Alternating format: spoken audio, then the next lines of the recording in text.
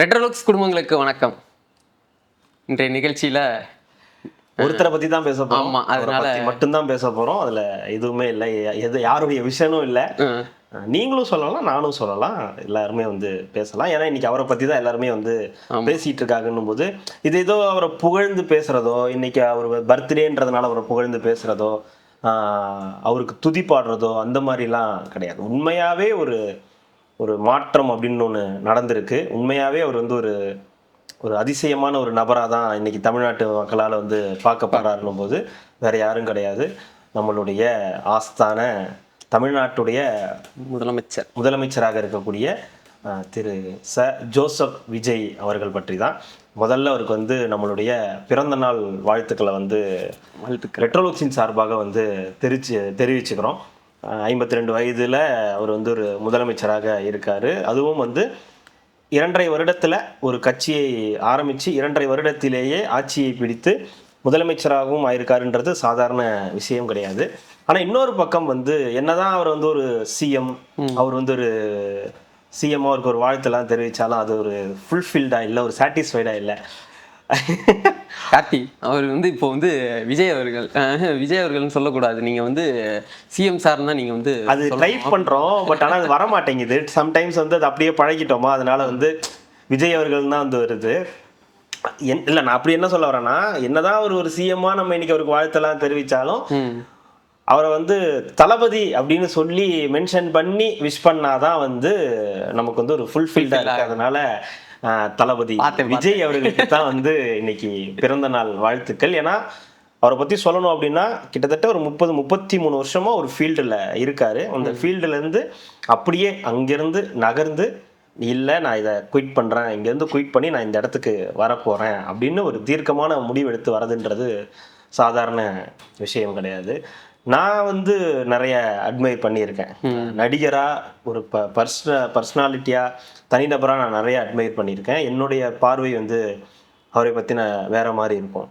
ஆனால் நீங்கள் ஒரு டைரக்டர், உங்களுக்கு ஒரு விஷன் இருக்கும். அவர் ஒரு ஆக்டர். அப்போது ஒரு சினிமாக்காரராக நீங்கள் இருக்கும்போது உங்களுக்கு என்ன மாதிரி விஜய் அவர்களை பார்த்துருக்கீங்க? அது நமக்கு தெரியுங்களா, நீங்கள் சொல்கிற மாதிரி தான் அவர் கரெக்டான அந்த டைமுக்கு போகிறது வர்றது, அந்த ஒர்க்கில் வந்து டெடிகேஷனாக இருக்கிறது, இதெல்லாம் வந்து ஃபிட்னஸ். ஆமாம், ஃபிட்னஸ் வந்து அவர் வந்து ஃபாலோ பண்ணி. நீங்கள் வந்து பயங்கரமான தலை ஃபேன். ஆமாம், தலை ஃபேனுலாம் கிடையாது,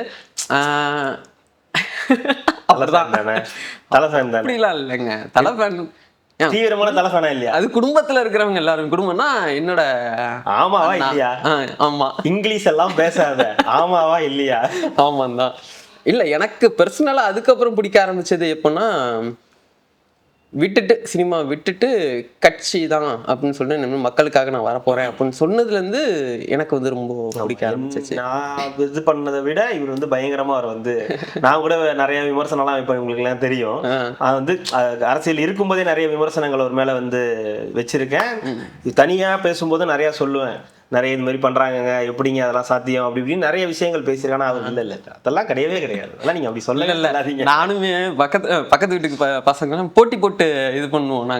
நான் ஒரு சவுண்ட் இங்கேருந்து அஜித் பாட்டு சவுண்ட் வச்சோன்னா பக்கத்துலேருந்து அவங்க ஃபுல்லாகவே விஜய் ரசிகர், அங்கேருந்து பக்கத்து வீட்டுல இருந்து விஜய் பாட்டு சவுண்டு, 2 பேரும் மாற்றி யார் வந்து அதிகமாக சவுண்ட் வச்சு பாட்டு கேட்குறான்ற அளவுக்கு. ஆமா, அந்த மாதிரி அது கில்லி நடுவில் அந்த வீடியோ மட்டும் போட்டுருங்க. ஏன்னா அப்புறம் அவரோட விஷயம் கேட்கலன்னு அவர் வந்து அதை கொச்சிக்க போறாரு. அவர் என்ன போட்டாருன்ற அந்த வீடியோ மட்டும் தரேன், அதை எடுத்து போட்டு விட்டுருங்க. அது யாருன்னு அவர் ரிவீல் பண்ணிடலாம். இன்னைக்கு வேற ஒரு இடத்துல வச்சு இன்னைக்கு ரிவீல் பண்ணலான்னு பார்த்தேன், அது ஒத்துழைக்காததுனால இன்னைக்கு வந்து அவர் யாருன்றத ரிவீல் பண்ணிடுங்க. இன்னாருதான்றத இல்லை நினைச்சிருப்பாங்க, இன்னும் ரெட்ரோலுக்ஸ் முழுக்க அணில் கூட்டமா இருக்குது. அணில் கூட்டம்னா சரி, அதை வச்சுக்கலாம், தப்பு கிடையாது. ஆமா, பர்சனலா பார்த்தா ஆமா அப்படிதான் அது. ஆனால் வந்து அரசியல் ரீதியா விமர்சனம் வந்து எப்பவுமே அதை நம்ம பண்ணிட்டு தான் இருக்கோம், தொடர்ந்து அதை வந்து பண்ணிக்கிட்டு இருக்கோம். இதுதான் வந்து நடந்தது. எனக்கு பர்சனலானா அவர் எடுக்கிற ஸ்டாண்டில் வந்து கரெக்டாக இருக்கார். எந்த ஒரு முடிவு அதுலேருந்து அந்த மாற்றமோ எதுவுமே இல்லைன்ற எனக்கு அரசியல் வந்ததுக்கு அப்புறமேட்டு எனக்கு ரொம்ப பிடிச்சது வந்து விஷயம் வந்து அதுதான். பர்சனலாக இப்போ நீங்கள் சொல்கிற மாதிரி அந்த அமைதியாக இருக்கிறது, எவ்வளோ இது பண்ணாலும் நம்ம கோவப்படக்கூடாது, அமைதியாக இருக்கணும், எவ்வளோ ப்ராப்ளம் வந்தாலும் நம்மளால சால்வ் பண்ண முடியும்.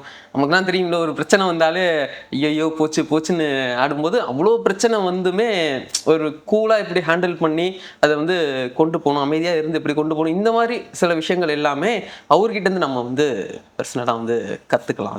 அது ஒரு சினிமா இயக்குனரா சினிமால இருந்து நீங்க அவர்கிட்ட இருந்து கத்துக்கலாம். ஆனா பர்சனலா நிறைய விஷயங்கள் நம்ம அவர்கிட்ட இருந்து கத்துக்க முடியும் அப்படின்றதான் எல்லார்ட்டையும் எல்லா தலைவர்கள்ட்ட இருந்துமே பெரிய அளவுக்கு இன்னைக்கு அவருடைய பர்த்டேன்றதுனால இன்னைக்கு நம்ம அவரை பத்தி பேசும்போது அவர்கிட்ட இருக்கக்கூடிய மிக முக்கியமான நல்ல விஷயங்கள் ஒண்ணு இந்த அமைதி. உங்களை பத்தி தான் பேசுறாங்க, பேசு. எனக்கு என்ன, நீ மட்டும் பேசிட்டு நான் உன்னை பேச வேணாம்னு சொல்லவே இல்லையே. புகழ்ந்து பேசுறாங்க, பேசட்டுங்க. ஏன் அவன் திட்டட்டுங்க, பேசிக்கிட்டே இருங்க. இப்ப நேத்து நினைக்கிறேன் ராஜ்மோகன் அவர்கள் சொல்லியிருந்தாரு, ஒரு மீட்டிங்ல பேசும்போது இவரோட பர்த்டே ஸ்பெஷலுக்காக ஏதோ ஒரு மீட்டிங், அதுல வெங்கட் பிரபு எல்லாம் கலந்துகிட்டு இருக்காங்க. அப்போ நீங்க பாத்தீங்களா என்னன்னு தெரியல, அந்த சின்ன பொண்ணு லயலா மணியை அவர் வந்து ஒரு 40 பேர்கிட்ட இருந்திருக்காங்க. ஏதோ ஒரு மேடையில இருக்கும்போது லயலா மணியை மட்டும் கூப்பிட்டுருக்காரு, இங்க வாங்க. யாரு எல்லாரும் கேட்டிருக்காங்க, இங்களே இல்ல அந்த பையல வர சொல்லிங்க. இப்போ பார்த்தா லயலா மணி வர சொன்னோன்னே விஜய் அவர்கள் கூப்பிட்டு நல்லா பேசி இது பண்ணிட்டு நெஞ்சில தட்டி பேசியிருக்காரு. எல்லாரும் ராஜ்மோகன் பார்த்துக்கிட்டே இருந்திருக்காரு. எல்லாம் போனதுக்கப்புறம் எல்லாம் பாய்ப்பா, ஓகேப்பா பாய்ப்பா அப்படின்னு சொல்லிட்டு போயிருக்காரு. போனோன்னே லயலா மணிட்டு ராஜ்மோகன் கேட்டிருக்காரு. எல்லாருமே கேட்டுங்க, என்ன சொன்ன தலைவர் என்ன சொன்னார்? இல்லை என்ன பாராட்டினாரு. என்ன பாராட்டினாரு? இல்லை நல்லா பேசுற, நல்ல மீட்டிங்லாம் நல்லா சூப்பரா பேசுற அப்படின்னு பாராட்டினாரு. நல்லா பேசுறேன். அது ஓகே, அப்படியா, சரி. ஒரு 20 பேர் ஆயிட்டாங்களாம். 20 பேர் ஆனதுக்கப்புறம் ராஜ்மோகன் கேட்டிருக்காரு, என்னடா சொன்ன? என்ன இல்லைண்ணா நல்லா பேசுகிறேன், இதேமாரி கண்டினியூ நல்லா பேசு, இதேமாதிரி பெட்டராக பண்ணணும். சரி எல்லாரும் போயிட்டேன். அதுக்கப்புறம் ஒரு 5 பேர் ஆனாங்க. அப்பயும் நான் கூப்பிட்டு கேட்டேன், மரியாதையாக சொல்லு அவர் என்ன சொன்னார் அப்படின்னு.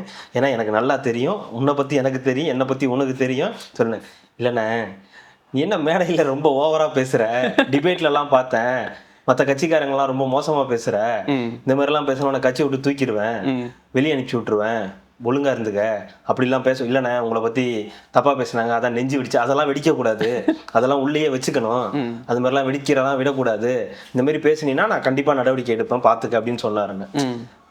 அதான் நாகரிகம்னா என்னன்றது, அதுதான் வந்து சொல்றேன். இப்போ இது நாள் வரைக்கும் இப்போ நம்ம ரீசெண்டா பாக்குற நிறைய பேர் சொல்லக்கூடிய விஷயங்கள், குறிப்பா ரங்கராஜ் பாண்டே அவர்கள் பேசக்கூடிய விஷயங்கள்ல நம்ம தொடர்ந்து கவனிக்கிறது இல்லை, எல்லாராலையும் சொல்லப்படுற விஷயம் என்னன்னா, இது வரைக்கும் அவர் வந்து அவரோட ஸ்லாங்ல சொன்னா ரொம்ப பியூட்டிஃபுல்லா ப்ளே பண்ணிட்டு இருக்காரு, எந்த விதமான ரொம்ப பியூட்டிஃபுல்லா ப்ளே பண்ணிட்டு இருக்காரு அப்படின்னு சொல்றதா இருக்கட்டும், இல்ல அரசியல் ரீதியா இது வரைக்கும் எந்த தப்புமே அவர் வந்து பண்ணல, இந்த பிரச்சனை இதுல வந்து தேவையில்லாம போய் மாட்டிக்கிட்டாரு அப்படின்ற. இப்போ ஒரு எக்ஸாம்பிளுக்கு சொல்லணும்னா, முன்னாள் முதலமைச்சர் ஸ்டாலின் அவர்கள் வந்து ஒரு காங்கிரஸ் வந்து வெளியே போக போகுதுன்னு ஒரு முடிவு எடுக்க போகும்போது அவங்கள வந்து இதுக்கு மேல இவங்களை வச்சுக்கிட்டு இருக்கிறது நமக்கு பிரச்சனை அப்படின்ற அந்த இது புரிதல் இல்லாம அவங்கள வலுக்கட்டாயமா கட்டாய திருமணம் பண்ணி வச்சுக்கிட்டதா இருக்கட்டும், இல்ல தேமுதிக உள்ள இழுத்து விட்டுக்கிட்டதா இருக்கட்டும், இல்ல இந்த கம்யூனிஸ்டுகள் இந்த மாதிரி விசிகா இவங்களுக்கெல்லாம் சரியான இதை கொடுக்காம விட்டதா இருக்கட்டும், இல்ல இதனால் வரைக்கும் அவங்கள வந்து ஒரு அமைச்சரவையில் இடம்பெறாம இருந்ததா இருக்கட்டும், இந்த மாதிரியான விஷயங்களை பண்றது எல்லாமே அரசியல் ரீதியான தவறா போய் வந்து முடியறதுக்கான வாய்ப்புகளா இருக்கட்டும், ஒரு உதயநிதி அவர்களை உள்ள கொண்டு வந்ததா இருக்கட்டும், இல்ல கட்சியில குடும்பங்களை வந்து இழுத்தது, இந்த மாதிரி தவறான முடிவுகள் இருக்குல்ல. இப்ப ஸ்டில் நம்ம பேசிட்டு இருக்க இன்னைக்கு வரைக்கும் விஜய் அவர்கள் அந்த மாதிரி எந்த தப்பையும் அவரு தாவேகா தலைவர் ஆனதுல இருந்து எந்த தவறான முடிவும் இது வரைக்கும் வந்து எடுக்கல, அரசியல் ரீதியாக எந்த தவறான முடிவும் எடுக்கலன்றது உண்மையான பாயிண்ட்.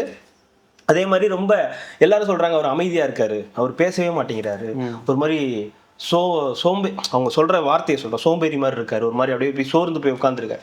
சோர்ந்து போய் உட்காரலங்க, அது அவருடைய இயல்பு, அதை ஒன்றும் பண்ண முடியாது, நீங்க அதை போய் மாற்ற முடியாது. நீங்க போய் சொல்ல முடியுமா கலைஞர் கருணாநிதி அவர்கள் வந்து அவர் இப்படி பேசிக்கிட்டே இருக்காரு, இப்படியே தான் பேசுவாங்களா அப்படின்னு நம்ம கேட்க மாட்டோம்ல. அப்போ அதே மாதிரி தானே வந்து அவருடைய இயல்பையும் மாற்ற முடியாது. நான் ஒரு ஸ்டெப் போட்ட பதிலுக்கு அதே மாதிரி நீ அடி கட்டி விஜய் அவர்கள் நீங்க கேமரா ஆன் பண்ணிட்டு பேசுங்க அப்படின்னு இது பண்ணுங்கன்னு சொன்னா அதோட ஒர்க். அதுல அவர் வந்து அது செஞ்சுதான், அதையும் நான் செய்ய மாட்டேன் இப்படியே தான் இருப்பேன்னு சொன்னார்னா, இயல்பா தான் நான் இருப்பேன்னு சொன்னார்னா அது பண்ண முடியாது. அதுக்கு தான் அவர் நடிகன். அங்க கேமரால இருந்து வெளியே வந்துட்டாருன்னா அவர் இப்படி சாஃப்டா தான் உட்காந்துருப்பாரு, என்ன நடக்குதுன்றத. ஆனா ஷார்ப்பா கவனிக்கக்கூடிய நபர், என்ன பேசுறாங்க அப்படின்றத ஷார்ப்பா கவனிக்கக்கூடிய நபர். இன்னைக்கு வரைக்கும் ஒரு சட்டமன்றத்துல அவங்க கேள்விகளுக்கு இது வரைக்கும் அவர் பதில் சொல்லலை, ஏன்னா இப்பதான் ஆரம்பிச்சிருக்காங்க, போயிட்டு இருக்கு. ஆனா அவர் என்ன பண்றாருன்னா அவங்க என்ன சொல்றாங்கன்றத நோட் பண்றாரு, அவரோட இதுலயே வந்து நோட் பண்ணி வச்சுக்கிறார், யார் என்ன சொல்றாங்க, அவங்களுடைய விளக்கங்கள் என்னவா இருக்கு, அது ஏற்புடையதா இருக்கா அப்படின்றத சரியா கவனிச்சு பண்றாரு. இதே தான் ஒரு சினிமா திரைத்துறையிலையும் வந்து பண்ணிட்டு இருந்தார், ஷார்ப்பா வந்து கவனிக்கக்கூடியவர். அதே மாதிரி அவருடைய டான்ஸ் இதெல்லாம் நமக்கு வந்து தெரியும். ஸோ அந்த மாதிரியான விஷயங்கள் தான் இப்போ இதுலயும் பண்றாரு. ஒன்ஸ் ஒரு தடவை விஷயத்த அவர்கிட்ட ஒரு டான்ஸ் ஸ்டெப் பண்ணிட்டா அவர் அதை டக்குன்னு பெரிய ரிகர்ஸ் எல்லாம் பண்ண மாட்டார். ரொம்ப அப்படி இப்படி அவங்க பயங்கரமா போற ஸ்டெப்பு கூட இவர் ரொம்ப அப்படியே ஜாலியா ஒரு மாதிரி அப்படியா ஓகே இப்படி 1 2 3 1 2 ஓகே ஓகே அப்படின்னு பண்ணிட்டு, ஆனா அது டேக்ல வரும்போது அவங்க எப்படி ஆடினாங்களோ அதே மாதிரி வந்து ஆடிடுவார். கிட்டத்தட்ட அதே தான் இங்க அது அப்ளிகபிள் ஆகுது. அவங்க ஏதோ ஒன்று சொல்றாங்க, அது என்னன்றதை ஷார்ப்பா கவனிச்சு ஓகே இதுவா இது என்னன்றதை டீட்டெயில கேட்டு எழுதி நோட் பண்ண. அதே மாதிரி இப்ப சமீபத்துல ஒரு பத்திரிகையாளர் ஒருத்தர் சொன்னாரு, அதாவது அப்சர்வ் பயங்கரமா பண்றாரு. சில பேர்கிட்ட 10 நிமிஷம் 15 நிமிஷம் பேசுறாரு, சில பேர்கிட்ட 10 நிமிஷம் டைம் கொடுக்குறாங்க, சில அது வந்து 1/2 hour கூட மாறுது. காரணம் என்னன்னா அவங்க சொல்ற டீட்டெயில அவர் கேட்டு தெரிஞ்சுக்கிறாரு. எந்த உதவியாளர்களும் இல்லை அவருக்கு ஹெல்ப் பண்றதுக்கு, இதுன்னு சொல்றதுக்கு. உதவியாளர் எல்லாருமே அவுட் சைடு தான், இவர் மட்டும்தான் இருக்காரு. அந்த டீம் இருக்காங்க, அவங்க கிட்ட வந்து பேசுறாங்க, அவங்க சொல்ற விஷயங்களை இவர் வந்து நோட் பண்ணி வச்சுக்கிறாரு. அப்படின்னா அவர் கத்துக்கிறாரு. நான் நோட் பண்றாருன்னொன்னே அவர் வந்து பயங்கரமா இது பண்றாரு, அவர் கத்துக்க ஆரம்பிச்சிருக்காரு, அவர் தொடர்ந்து பயணிக்கணும்னு நினைக்கிறாரு, கண்டினியூஸா இதை வந்து பண்ணணும்னு நினைக்கிறார். ஸோ இது ஒரு சாதாரண விஷயம் கிடையாது. அவருக்கு மக்கள் கொடுத்துருக்க வரவேற்புடைய அந்த இது, ஏன்னா அதோடைய அந்த ஹீட் என்னன்னு அவருக்கு தெரியும். இப்போ நம்ம வந்து இப்போ எல்லாம் கேட்கலாம், துறைத்துறையில் நீங்கள் வந்தோடனே அவரை தூக்கி சூப்பர் ஸ்டார் ஆக்கிடுவீங்களா அப்படின்னு. மாட்டாங்க, ஏன்னா மக்களுக்கு தெரியும் இது வந்து அதற்கான இடம் கிடையாது, இது அதற்கான இடம் கிடையாது. நீங்க இங்க வரும்போதே ஒருத்தவங்க இது பண்ண மாட்டாங்க. இங்க வந்து உங்களுக்கு ஒரு திறமை தேவைப்படுது, இங்க உங்களுக்கு ஒரு அறிமுகம் தேவைப்படுது, இங்க மக்களுடைய ஆதரவு தேவைப்படுது. ஆனா இங்க இருந்து இங்க வர்றதுன்றது அவருக்கு ஈஸின்னு சொல்ல முடியாது. மக்கள் அந்த இடத்த கொடுத்துட்டாங்க. அதுக்கு காரணம் இங்க அவர் போட்ட உழைப்பு, இங்க அவர் வாங்கின நம்பிக்கை, இங்க அவருக்கு கிடைச்ச வரவேற்பு, அதை அப்படியே இங்க எடுத்துட்டு வந்தார். அவர் யாரையும் தப்பா பயன்படுத்தல, யாரையும் வந்து என்னுடைய கட் அவுட்டுக்கு நீ வந்து பாலாபிஷேகம் பண்ணு, அதை பண்ணு, இதை பண்ணு, போய் தியேட்டர்ல போய் இதை பண்ணு, விசிலடி அப்படின்னு சொல்லலை. அவர் படத்தை என்ஜாய் பண்ணாங்க, அந்த படத்தை என்ஜாய் பண்ணவங்கள அப்படியே டேர்ன் பண்ணி அரசியல் பக்கம் கூப்பிட்டு. அப்ப இளைஞர்கள், இப்ப நீங்களே விஜய் அவர்களை ஃபாலோ பண்ணது கிடையாது, நடிக்கிறா நீங்க பெருசா அவரை வந்து ஃபாலோ பண்ணிருக்க மாட்டீங்க. ஆனா இன்னைக்கு ஃபர்ஸ்ட் படம் எதுன்னா கோட்டு தான். இல்ல நான் போனதுல பாத்தீங்கன்னா ஃபர்ஸ்ட் படம் வந்து கோட்டு தான். நான் வந்து முன்னாடி அப்பா கூட இருக்கும்போது குருவி படம் போய் பார்த்தேன், நான் தேட்டரில் போய் பார்த்தேன். அதுக்கப்புறம் நான் தேட்டரில் போய் விஜய் அவர்களோட படம் பார்த்ததுன்னு பார்த்தீங்கன்னா கோட்டு தான் நான் போய் பார்த்ததே. நான் அப்போ தான் வந்தாருன்னு நினைக்கிறேன், இல்லை இப்போ இதோட நிப்பாட்டிடுவேன்னு சொல்லிட்டு வந்தது. அப்போ தான் முதல் அது தெரியல, எப்படின்னு தெரியல, ஒரு மாதிரி எந்த நம்பிக்கை எப்படி கொடுக்குறாரு அப்படின்றது தெரியல. நிறையா பேரோட என்ன சொல்றது, அந்த பிடிக்காதவங்களா இருக்கட்டும், இந்த ரசிகர்ன்ற தாண்டி அரசியல்ல அவருக்கான சப்போர்ட் வந்து அதிகமா கிடைச்சது. ஆமா, அது யங்ஸ்டர்ஸோட அது வந்து அது ரசிகர்களா பிரிஞ்சிருந்தாங்க. ரஜினி ரசிகர்கள் கூட ஓகே, அதெல்லாம் ஒரு மாதிரி செட்டில் ஆயிட்டாங்க எல்லாரும். அதுக்கப்புறம் இருந்த விஜய், அஜித், சூர்யா, இப்ப இருக்கக்கூடிய சிவகார்த்திகேயன், அடுத்து இருக்கக்கூடிய பிரதீப் ரங்கநாதன், இவங்களோட அந்த ஃபேன்ஸ் எல்லாம் ஒட்டுமொத்தமா இருப்பாங்களா ஓவராலா இவங்களுக்கு. ஆனா பேஸ் வந்து இவரோட ஃபேன்ஸ், அதுக்கப்புறம் அப்படி இப்படின்னு அஜித் ஃபேன்ஸ் இருப்பாங்க. அதை ஓவராலா வந்து தனக்கு பக்கம் திருப்புறன்றது சாதாரண விஷயம் கிடையாது. சும்மா ஆன்லைன்ல வந்து நாங்க அஜித் ஃபேன்ஸ், நாங்க சூர்யா ஃபேன்ஸ் சொல்லலாம். ஆனா அவர் வந்து ஒரு அரசியல் ரீதியா வரும்போது பாருங்களேன், எந்த விதமான பெரிய எதிர்ப்புகளும் இல்லை. சும்மா அங்கங்க ஏதாவது 2-3 பேர் ஏதாவது சில கப்பிங்க பண்ணக்கூடிய வேலைகளை தவிர மற்றவங்க யாருமே அதை வந்து அவர் வந்து எதிர்க்கல. ஏன்னா முழு மனசா ஏத்துக்கிட்டாங்க. ஏன்னா இப்படி ஒரு இடத்துல இருந்து ஒரு 200-250 இன்னைக்கு வந்து துரந்தர் படத்துக்காக நம்ம இவரு ஹீரோ இருக்காரு ரன்வீர், அவர் வந்து 325 கோடி ரூபாய் வந்து சம்பளம் வந்து வாங்கியிருக்காரு. இருக்கிறதுலே ஹையஸ்ட் பெய்டு அந்த படத்துக்கான சம்பளம் பிளஸ் அந்த படத்தோட அந்த டிஸ்ட்ரிபியூஷன்ல வந்த பைசா, அவருக்கு வர வேண்டிய அந்த பர்சன்டேஜ் எல்லாம் சேர்த்து இன்னைக்கு ஒரு 325 கோடி ரூபா வந்து சம்பளம் வர ஹையஸ்ட் பெய்டு அப்படின்னு சொல்றாங்க. ஆனா இங்க இவரே வந்து 250 கோடி ரூபா வாங்குறாரு. 200 250 கோடி ரூபா ஒரு படத்துக்கு வந்து சம்பளம் வாங்குறாரு. விட்டுருந்தா இன்னும் எங்கேயோ போயிருப்பாரு, அவர் பாட்டுக்கு எங்கேயோ. அது நம்ம நினைச்சு பார்க்க முடியாத மாதிரி ஒரு பர்சன்டேஜ் கணக்குல போக ஆரம்பிச்சதுன்னா அது எங்கேயோ போகும். இந்தியாவோட டாப்ல அவர் வந்து இருப்பாரு. எப்படி ஒரு ஷாருக் இங்க இந்தியாவுக்கு ஒரு ஷாருக் சொல்றாங்களோ அது மாதிரி தமிழ்நாட்டுல இருந்து விஜய் தான் அப்படின்றது எல்லாருக்கும் வந்து தெரிஞ்ச ஒரு விஷயம். அப்போ ஆனா அவருடைய சமகாலத்துல நடிச்சிட்டு இருந்த அஜித் அவர்களோட சம்பளத்தை குறைக்க சொல்றாங்க.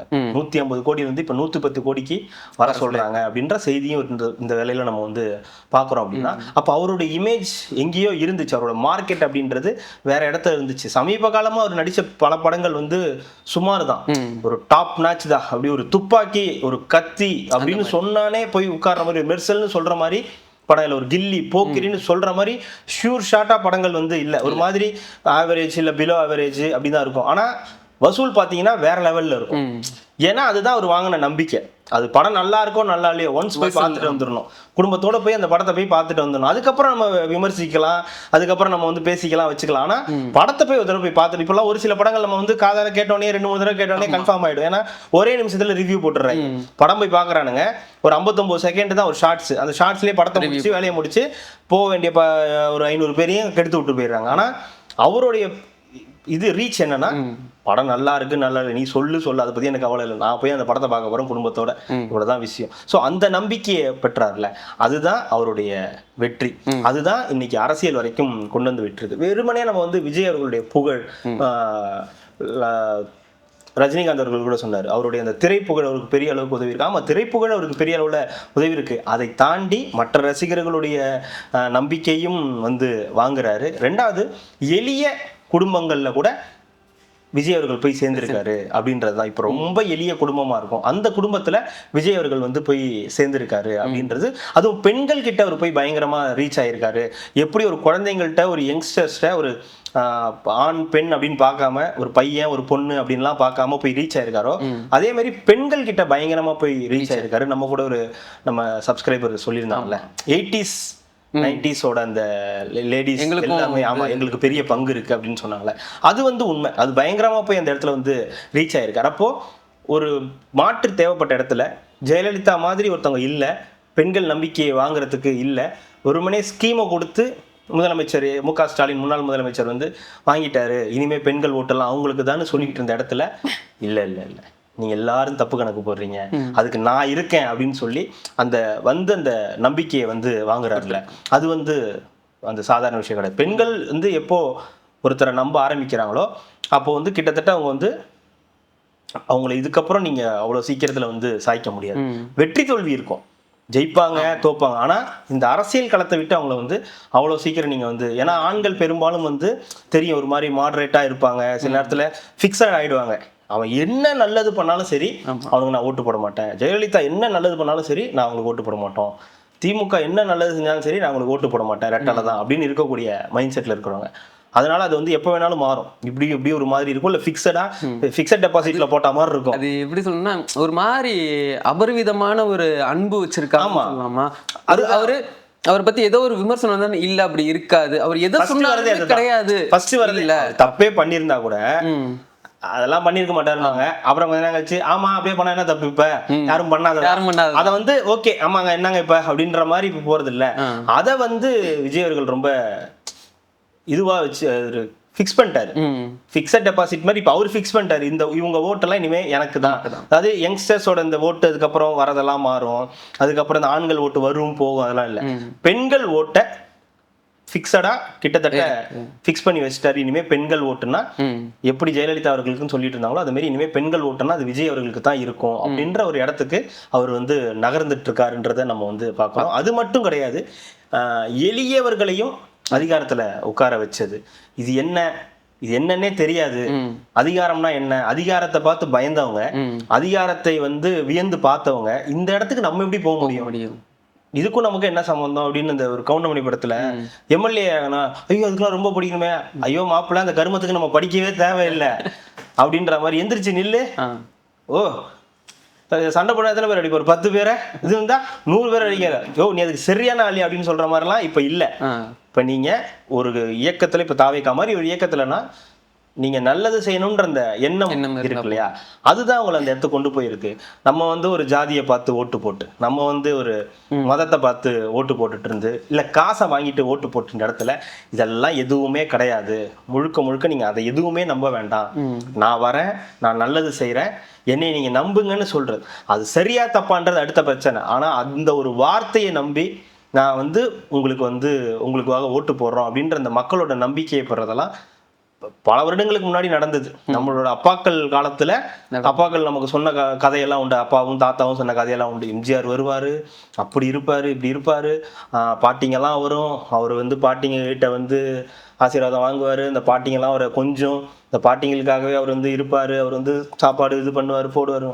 அது வந்து இப்ப நமக்கு ரீக்ரியேட் பண்றாங்க. பட் விஜய் அவர்கள் அந்த மாதிரி பண்ணல. ஆனா ஒரு விஷயத்த கன்வே பண்றாரு, முக்கியமா இந்த ஊழலற்ற விஷயம், ஊழலற்ற ஆட்சி, ஊழல் இல்லாம நான் பண்ணணும், அதுவும் சினிமா மாதிரி என்னால பண்ண முடியாது. நான் பண்றேன். இன்னொரு முக்கியமான இதுனா, யார் நம்ம ஃப்ரெண்டு நரேஷ் இருக்காங்களா, அவர் நாம் தமிழர் தான், ஓட்டு போட்டது நாம் தமிழர் தான்.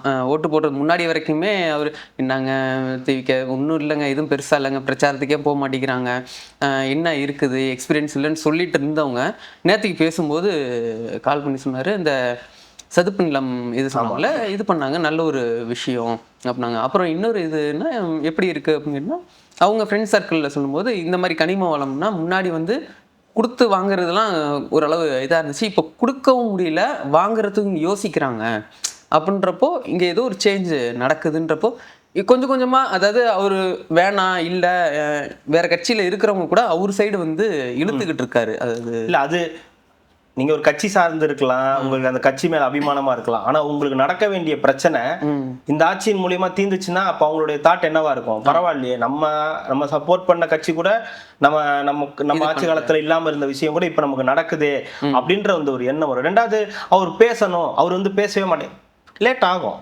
அவரும் புதுசு, அவர் தான் இப்பயே வந்திருக்காரு. ரெண்டாவது, அவர் என்ன பேசணும்ன்றதை அவரு தானே முடிவு பண்ணணும். நீ பேசிதான் ஆகணும், நம்ம போய் எப்படி கம்பல் பண்ண முடியும்?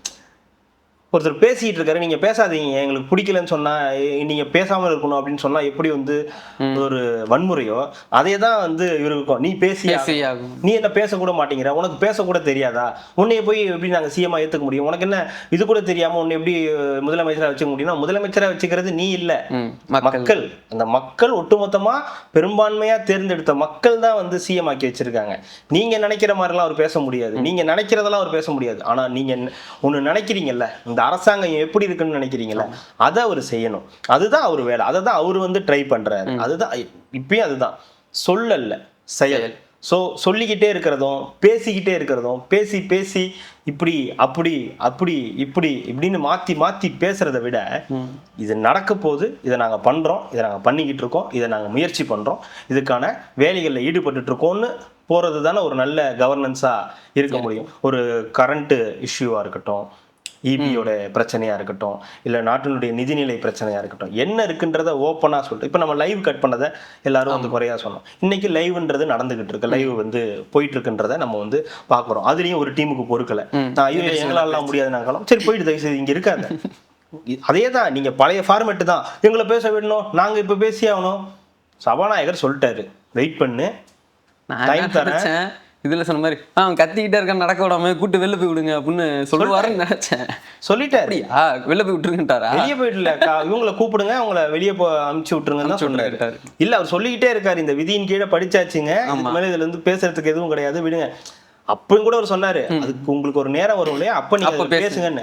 நான் கேட்க மாட்டேன், எனக்கு டைம் ஆயிடுச்சு, நான் வீட்டுக்கு போகணும். சரி, இப்படியே பேசிட்டு இருந்தா போயிடலாம்ல, சரி போங்க அப்படின்னு அனுப்பிச்சு விட்டாரு. அவங்களும் அதுலயும் 4 பேர் போல, எஸ்பி வேலுமணி இந்த மாதிரி 4 பேர் வந்து போகல. சோ இந்த மாதிரி பொறுமை இல்லாம, எதுக்கு வந்தோன்னே தெரியாம, சட்டசபைக்கு எதுக்கு வரோன்னே தெரியாம இல்லாம, ஆளுங்கட்சியா இருந்தாலும் இன்னைக்கு எதிர்கட்சிகள் பேசுறதையும் பேச விட்டு, அவங்க என்ன சொல்றாங்கன்றதையும் கேட்டுக்கிட்டு, முக்கியமா லைவ் போட்டுக்கிட்டு அதை மக்களுக்கு காட்டுறாங்க, என்ன நடக்குதுன்றத வந்து காட்டுறாங்க. இன்னைக்கு கூட இன்னைக்கு நடந்து பார்த்தோம், அந்நியர்கள் வந்து ஒரு பயங்கரமான ஒரு யோசனையை சொன்னாங்க, டம்ளர் கொடுக்காதீங்க, அதுல கிளீன்லினஸா இல்ல, கிளீனா இல்ல, அதுக்கு பதிலாக வாட்டர் பாட்டில் கொடுங்க அப்படின்னு.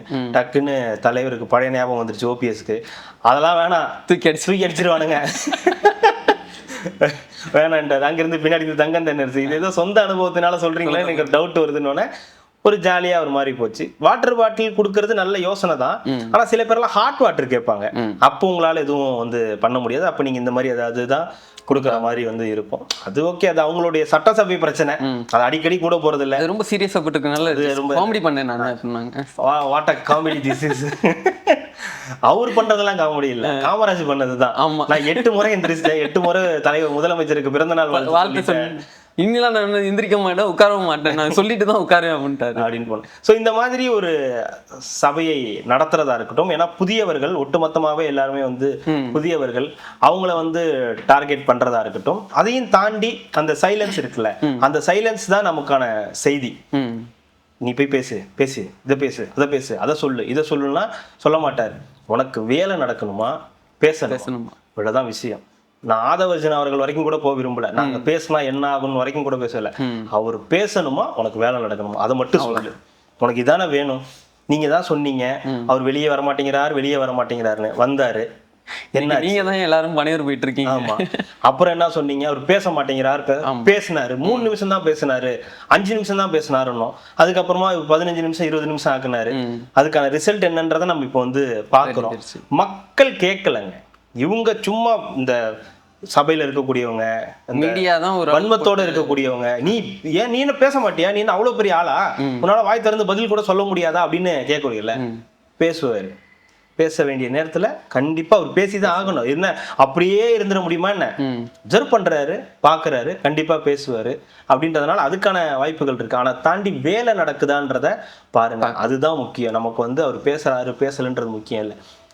நம்மளுடைய மரபுகளை விட்டு கொடுத்து, நம்மளுடைய உரிமைகளை விட்டு கொடுத்து, தமிழ்நாட்டுக்கு எதிராக அவர் செயல்படும் போது நம்ம எல்லாரும் சேர்ந்து அவரை கேள்வி கேட்கறதுல எந்த விதமான தப்பும் கிடையாது. ஆனா எந்த தப்புமே நடக்காம நீ ஏன் இந்த இதை பண்ற, நீ ஏன் அதை பண்ற, நீ ஏன் வாயத்தை வந்து பேச மாட்டியா, அப்புறம் சட்டசபையில உட்காந்துட்டு உதட்ட பெதுக்கிக்கிட்டு இப்படி இருக்காரு அப்படி இருக்காருன்னு வந்து பேசுறது, இதெல்லாம் பண்ணும்போது தான் தேவையில்லாத பதிலடிகள்லாம் சில பேர் வந்து போட்டு அடிச்சுக்கிட்டு இருக்கானுங்க.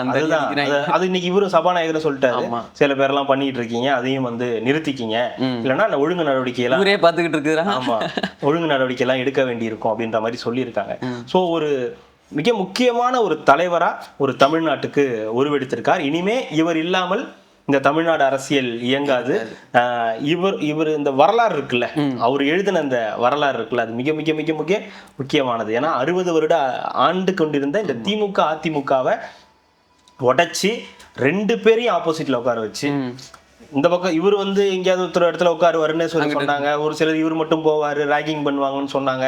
சில பேர் இவரும் வரமாட்டாரு, பெரம்பூர்ல ஆர்டி சேகர் யாரு தெரியுமான்னு சொன்னவங்களும் இருக்காங்க. எவ்வளவோ விமர்சனங்கள், எந்த விமர்சனத்தையுமே அவங்க காதுல வாங்கல. அவங்க வந்து ஒரு தவளை மாதிரி போயிட்டாங்க. அந்த தவளைக்கு காது கேட்காதுன்னு சொல்லுவார்ல, ரஜினி சொல்லுவார்ல, ஒரு தவளை இருந்துச்சா, அந்த தவளை மட்டும் எப்படி மேலே போயிட்டே இருக்குன்னா அந்த தவளைக்கு காது கேட்காது, அதனால அது எதுனாலும். அதே மாதிரி தான் விஜய் இருக்கணும். நீங்க எல்லாம் நம்ம எல்லாரும் சொன்னதெல்லாம் ஒரு காதுலயே வாங்கலை, எதுவுமே இல்லை. நான் ஒரு ரூட்டை போட்டுட்டேன், நான் பாட்டுக்கு போயிட்டு இருக்கேன்னு ஒரு பாட்டுக்கு வந்து உட்காந்துட்டாரு. அதனாலதான் இன்னைக்கு திமுக அதிமுக ஆப்போசிட்ல உட்காந்துருக்கு, இவர் ஆளுங்கட்சியா இந்த பக்கம் வந்து உட்கார்ந்துருக்காரு. இதுல கொடுமை என்னன்னா, இங்க உட்கார்ந்துருந்தவர் இப்ப இந்த பக்கம் போயிட்டாரு, இப்ப இங்க உட்கார பிடிக்காம இப்ப வெளியே போயிட்டாரு.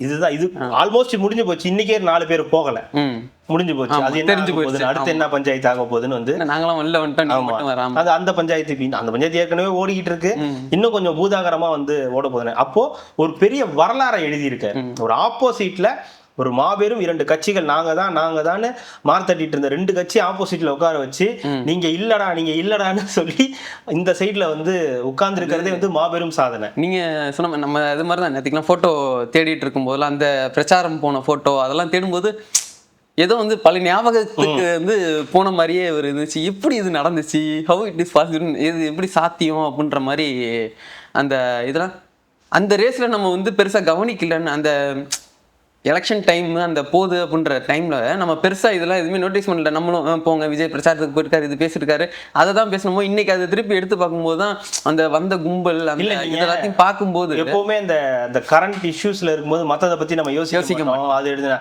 அந்த பரபரப்புலயே ஓடிக்கிட்டு இருப்போம்.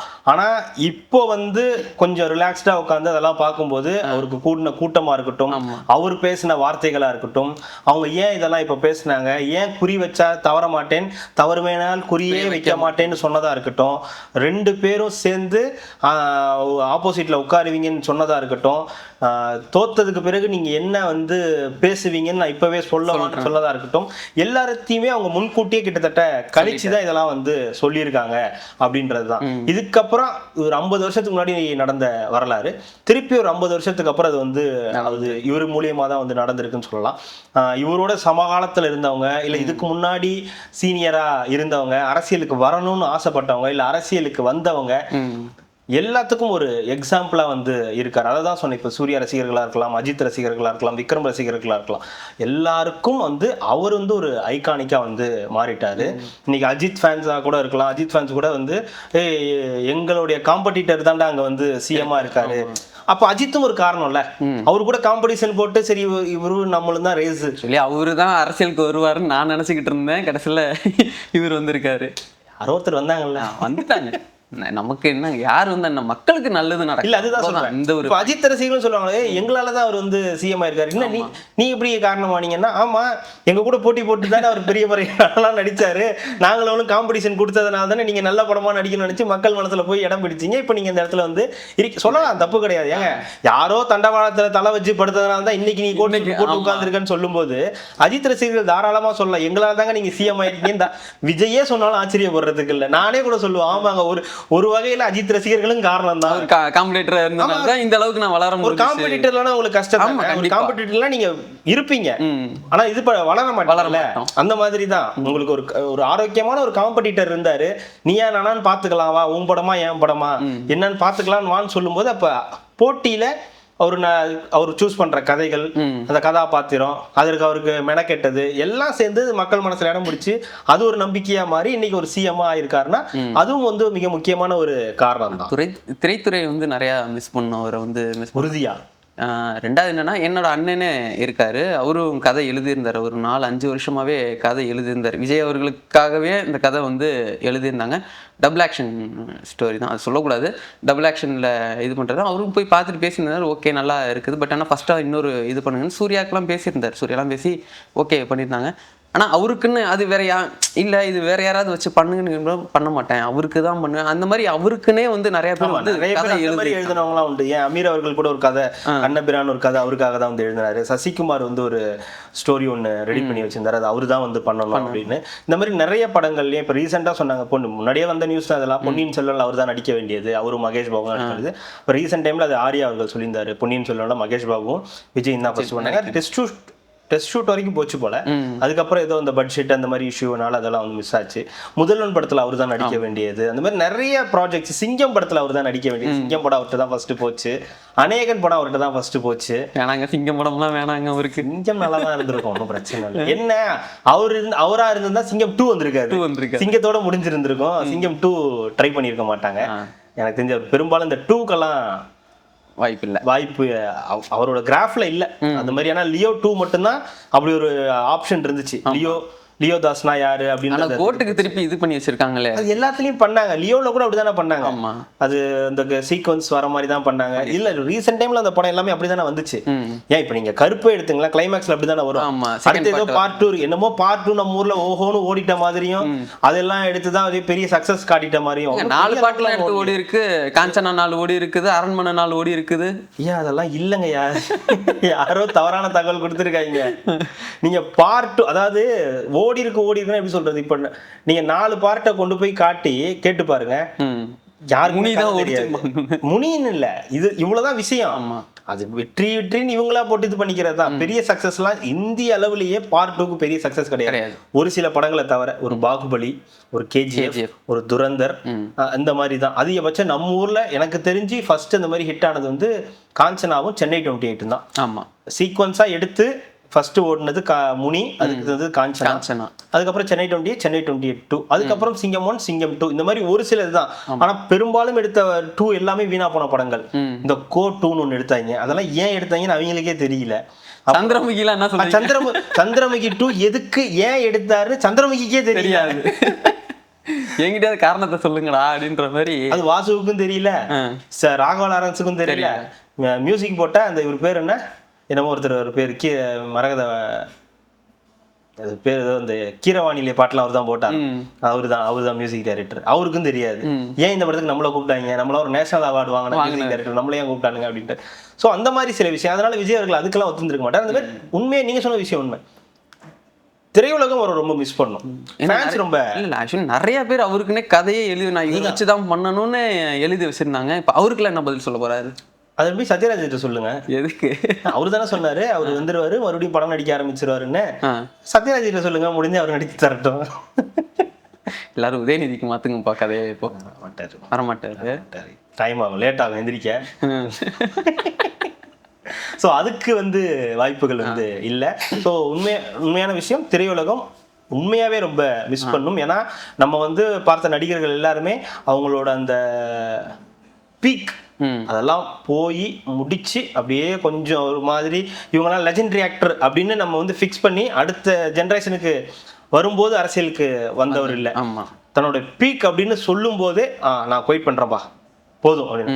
என்னங்க போதும் டாட் வச்சிரு அவ்வளவுதான். இங்க டாட் வச்சு என்ன பண்ண போறீங்க, இங்க ஒரு இடத்துல கமாவை போடுற பாரு அப்படின்னு அவர் 2 டாட்டை போட்டு ஒரு கமாவை போட்டு அரசியலுக்கு வந்துட்டாருன்னும் போது அந்த டிசிஷனே பெரிய டிசிஷன். அந்த டிசிஷன் அவ்வளோ சீக்கிரத்துல யாரும் வந்து எடுக்க மாட்டாங்க. அதுவும் எடுத்து அதை சக்சஸ் பண்ணி அந்த இடத்துக்கு எந்த பொசிஷனுக்கு அவர் வந்து வரணும்னு நினைச்சாரோ, அந்த மக்களுக்கு இது பண்ணணும்னு அந்த பொசிஷனுக்கு வந்தாரோ அதுல தீர்க்கமா இருந்தாரு. குறிப்பா நான் இதோட முடிக்கிறேன், இதுல கமாவே கிடையாது அப்படின்னு ஒரு ஆடியோ லான்ச்லயே சொல்லிட்டாரு. ஜனநாயகன் ஆடியோ லான்ச்லயே சொல்லிட்டாரு, இதோட நான் நிறுத்துறேன், இதுக்கப்புறம் நான் படம் நடிக்கிறேன், கதை கேட்குறேன், அடுத்து படம் நடிக்க போறேன்றதெல்லாம் எதுவுமே உண்மை கிடையாது. நான் உங்களுக்காக இந்த பணியை செய்யறதுக்கு அடுத்த 30-35 வருஷம் நான் இங்கே தான் இருக்க போறேன். நீங்க என்னை ஒரு 30-35 வருஷம் நீங்க வாழ வச்சிட்டீங்க, அடுத்த 30-35 வருஷம் நான் உங்களுக்காக வந்து வேலை செய்யறேன் அப்படின்னு வந்து டைரக்டா வந்து வந்துட்டாரும் போது அப்போ ஒரு தீர்க்கமான முடிவோட வருதுன்றது அதுவும் நம்மள்ட்ட அவர்கிட்ட இருந்து கத்துக்க வேண்டியது. ஒரு டிசிஷன் எடுத்தீங்கன்னா அதை எப்படி சக்சஸ் பண்றது, அதுல இருந்து பேக் அடிக்காம எப்படி ஃபார்வர்டாக போறதுன்றதையும் நம்ம அவர்கிட்ட வந்து கத்துக்கலாம். அதே மாதிரி அவருடைய அமைதி, அதையும் நம்ம வந்து கத்துக்கலாம். டைமிங், இந்த டைம்னா இந்த டைம், நான் இந்த டைமுக்கு வரேன்னா இந்த டைமுக்கு ரெடியா இருப்பேன் அப்படின்றதையும் நம்ம ஒரு தனி மனிதனா ஒரு தொழில்ல எப்படி இருக்கணும்ன்றதையும் அவர்கிட்ட வந்து நம்ம வந்து கத்துக்கலாம். அப்படின்றதுதான் இன்றைய இந்த நிகழ்ச்சியோடைய மூலியமா நம்ம சொல்லக்கூடிய விஷயங்களா இருக்கும். ஒரு தனி மனிதனா இருக்கலாம், ஆனா ஒரு தனி மனிதனுக்காக இயங்கக்கூடிய நபர்கள், அந்த ஒற்றை முகத்துக்காக விழுந்த ஓட்டுகள், அந்த ஒற்றை மனிதனுக்காக வேலை செஞ்ச அத்தனை பேரு, அவர் இல்லாததுனால ஒரே ஒரு நஷ்டம், இந்த ஆமா திரையுலக இருக்கக்கூடிய அந்த ஒரு இது இருக்குல்ல வணிகம், ஆமா அது பாதிக்கும் ஒரு மாதிரி. அவரோட ஒரு படம் ஒரு வருஷத்துக்கு ஒரு படம் வந்துச்சுன்னா மினிமம் 300 கோடி, நான் சொல்றது மினிமம். இப்ப அவரோட பீக் போகும்போது ஒரு 400-500, ஏன்னா லியோவே 600 கோடி, கோட் ஒரு 450 கோடி, அந்த மாதிரினா அந்த க்ரோர்ஸ் வந்து வணிகம் அங்க வந்து கண்டிப்பா வந்து பாதிக்கும். இப்ப இருக்கிற ஏன்னா இப்ப இருக்கிற அந்த பீக் ஆக்டர்ஸ்க்கு யாருக்கும் அது போக மாட்டேங்குது, அந்த பீக் போக மாட்டேங்குது. படம் இருக்கு, எல்லாரும் போய் பாக்குறாங்க, எல்லாம் பண்றாங்க, பட் ஆனா அந்த பீக் இல்ல. இவரோட அந்த வசூல் இருக்குல்ல, ஆமா அது ஏன்னா அஜித் அவர்கள் படம் நடிக்கிறது இல்ல, பெருசா பண்ண மாட்டேங்கிறாரு, வருஷத்துக்கு ஒண்ணு இல்ல 2 வருஷத்துக்கு ஒண்ணு பண்றாரு. சூர்யாவோட படங்கள் இப்பதான் கருப்பு வந்து ஒரு சக்சஸ வந்து பார்த்திருக்கு.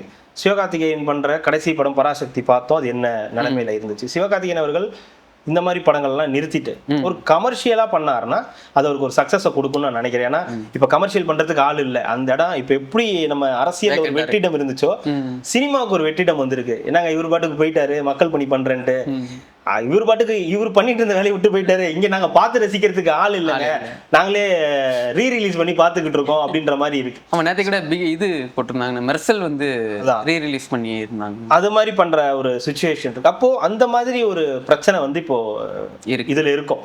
சோ அதை சிவகார்த்திகேயன் மாதிரி ஒரு பிரதீப் ரங்கநாதன் மாதிரியான நபர்கள் வந்து ஃபுல்ஃபில் பண்ணாங்கன்னா சினிமாவுக்கு ஒரு ஆரோக்கியமான விஷயமா இருக்கும். அவருடைய அந்த அந்த இதுன்றது தாக்கம்ன்றது இன்னொரு 5 வருஷத்துக்கு இருக்கும். ஆமா, ஏன்னா இவங்க அந்த இடத்த பிடிக்கணும், அடுத்து படங்கள் பண்ணி மக்கள் மனசை போய் சேர்றதுக்குள்ள அது ஒரு டைம் ஆயிடும். ஏன்னா இப்போ அரசியலே இவரை வச்சு ரெகுலரா பாக்குறவங்க இதெல்லாம் போர் அடிக்குது, எங்க தலைவர் நான் அங்கேயே பாத்துக்கிறேன், நம்மள மாதிரி ஆளுங்களாம் இந்த பக்கம் போயிடுறோம். ஆமா, அப்புறம் என்டர்டைன்மெண்ட்டுக்கும் ரொம்ப கம்மியான இதுதான் டைம் இருக்கிறதுனால அது கொஞ்சம் லேக் ஆகும், அது கொஞ்ச நாள் ஆகும் அது சரியா இருக்கு. ஏன்னா இவருடைய தாக்கமும் இப்ப அங்க இல்லைன்றதுனால அது பிரச்சனை. ஜனநாயகன் வந்துச்சுன்னா அது கொஞ்சம் இன்னும் கடைசி சீட்டு இன்னும் இருக்குதுல்ல, அந்த மாதிரி வந்து ஜனநாயகன் இன்னும் இருக்குதுல்ல, இருக்கு. அதான் சொல்றேன், ஜனநாயகன் மட்டும் இருக்கு, அது இந்த வருஷம் ரிலீஸ் ஆயிடுச்சுன்னா முடிஞ்சு, அதோட நீங்க அந்த தியேட்டர் கனவெல்லாம் ஓரம் கட்டிட்டு அவ்வளவுதான் போக வேண்டியதான். இதுக்கப்புறம் வேற ஏதாவது படம் வந்தா ரீ ரிலீஸ் மட்டும் பாத்துக்கல, மத்தவங்க படம் வந்தா சூப்பர் அப்படின்ட்டு உட்கார வேண்டியதான். இந்த விசில் அடிக்கிறது மத்தவங்களுக்கு இருக்கும், அவருடைய ரசிகர்களுக்கு அது பெருசா. இப்ப என்ன மாதிரி ஆளுங்களுக்கு எல்லாம் அதுல வந்து இருக்காது, இனிமே வந்து எனக்கு லிங்கேஷுக்கெல்லாம் இருக்காது, இனிமே அதெல்லாம் கனவு தான். இப்படியா நல்லா இருக்கா ஃபர்ஸ்ட் டே அதெல்லாம் போற ஐடியா இல்ல, வரட்டும் பாத்துக்கலாம். இதெல்லாம் மாசம் மாசம் ஏதோ ஒரு மீட்டிங் போட்டாருன்னு வச்சுக்கோங்க, அங்க இந்த இதெல்லாம் அது மாதிரி ஏதாவது நடக்கலாம். ஸோ ஒரு அந்த இடத்துலையும் அவருடைய தாக்கம் வந்து இருக்கும். ஸோ இதுக்கப்புறமும் அரசியலையும் அவருடைய தாக்கம் பெரிய அளவுக்கு இருக்கும். அடுத்தடுத்து தேர்தல்கள் இருக்கு, இடைத்தேர்தல் இருக்குன்றதுனால பெரிய அளவுக்கு அவருடைய தாக்கம் இருக்கும். ஸோ அவருடைய பிறந்தநாள் அன்னைக்கு அவரை பற்றி பேசுறதுல நமக்கும் வந்து பெரிய ஸ்டைலிஷ் சிஎம்மா வேணா வச்சுக்கலாம், என்ன வேணாலும் வச்சுக்கலாம், யங் சிஎம்மானும் வச்சுக்கலாம், ஸ்டைலிஷ் சிஎம்னு வச்சுக்கலாம், சைலண்ட் சிஎம்மானும் வச்சுக்கலாம், தப்பு கிடையாது. சைலண்ட் சிஎம்னு அவங்க சொல்ற சைலண்ட் கிடையாது, சைலண்டா சம்பவம் பண்ற சிஎம் அப்படின்னு கூட நீங்க வந்து இந்த ஏதோ ஒரு படத்துல ரவுடி சிஎம்னு சொல்லுவாங்கல்ல, விஜய் தேவரகொண்டாவை, இது ஒரு படம் இருக்கு. ஆமா ஆமா, நோட்டா. தம்பி எல்லாமே ஆமா ஆமா, எல்லா அப்டேட்லயே படத்துலயும் இருப்பாரு. விஜய்னு வச்சிருக்கான்ல ஃப்ரெண்ட்ல, அதனால பார்த்துருப்போம். ஸோ இந்த மாதிரி சில ஸோ அவருடைய இந்த பிறந்த நாளில் இன்னைக்கு அவரை பற்றி பேசி அவருடைய சில நல்ல விஷயங்களை, ஏன் மக்கள் அவரை தேர்ந்தெடுத்தாங்க, ஏன் இந்த வரலாறை வந்து விஜய்ன்ற ஒரு நபர் மாற்றி எழுதினார்னு பேசுனதுல நமக்கும் பெரிய சந்தோஷம். குடும்பங்களுக்கும் கொஞ்சம் சந்தோஷமா இருந்திருக்கும்னு நினைக்கிறேன். அந்த பத்தி குடும்பங்கள் கொண்டாடும் வெற்றின்ற மாதிரி அவங்களும் அவங்களுடைய வாழ்த்துக்களை நேத்துலேருந்தே சொல்லிட்டு இருக்காங்க. இன்னைக்கு ஃபுல்லாக சொல்லுங்க, ஒன்றும் தப்பு கிடையாது. கொண்டாடுங்க போய், அவ்வளோதான். ஆமாம், மகிழ்ச்சி. சாயந்தரம் திருப்பி நம்ம அது வேற that is Annamalai university back to normal வந்துருவோம் நம்ம. அதுக்கு வருவோம் நம்ம. சட்டசபையில நடந்தது எல்லாத்தையும் வச்சு நம்ம சட்டசபை ஒன்றும் போரிங் தான், இன்னைக்கு ஒன்றும் பெருசா இல்லை. நம்ம பார்த்துட்டு இருந்த வரைக்கும் நிறைய இருக்குது. தெரியல, உதயநாத் தம்பி அடி வாங்குது, அது இதெல்லாம் நிறைய இருக்குது. உதயநாத் தம்பி வரேன், அதுதான் உதயநாத் தம்பி. உதயநாத் தம்பினா இல்ல என்ன பண்ணாங்க, அடி வாங்கினாரா? ஆமா, பெர்ஃபார்ம் பண்ணாருன்னு சொல்லுங்க. பெர்ஃபார்ம் பண்ணாரு. இவன் பொண்ணு இல்லடா, வெளில போனான்னு தூக்கி ஆஸ்பத்திரில இருந்தெல்லாம் வெளில போட்டுருக்காங்க. அதெல்லாம் கிளிப்பிங்கோட வச்சிருப்போம். அதை தொடர்ந்து பேசுவாங்க. கார்த்திக், மிக்க நன்றி. மகிழ்ச்சி.